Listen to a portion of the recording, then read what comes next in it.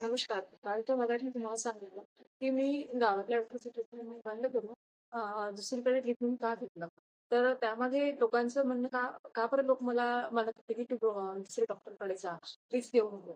त्यामागे रिझन हे होतं, की त्या डॉक्टरची जी हिस्ट्री होती ती अशी होती, की त्यांच्याकडे ज्या काही गावातल्या लेडीज ज्यांची कंडिशन नव्हती बाहेरगावी ट्रीटमेंट करण्याची, तर ज्यांनी कोणी ट्रीटमेंट घेतलं तर मोस्ट ऑफ द टाईम त्यांच्या डॉक्टरच्या हाय डोस मेडिसिनमुळे त्यांची मिसकॅरेज झाली होती.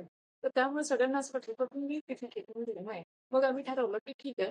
ह्या सगळ्या गोष्टी कामी पडल्यावर आम्ही अ, बाहेरगावी घ्यायचं ठरवलं. तर आमच्याकडे 3 ऑप्शन होते. ते म्हणजे एक नागपूर, दुसरं म्हणजे पुणे आणि तिसरं म्हणजे मुंबई. तर सर्वात आम्ही नागपूरला घ्यायला ठरवलं. पण तिथे सुद्धा आम्ही घेऊ शकलो नाही. त्यामागे रिझन काय होतं हे मी तुम्हाला नेक्स्ट ब्लॉगमध्ये सांगेन. आणि माझे व्हिडिओ आवडल्यास प्लीज लाईक, कमेंट, शेअर करा. सोबतच माझ्या YouTube चॅनल सबस्क्राईब करा. Instagramला फॉलो करायला विसरू नका. धन्यवाद.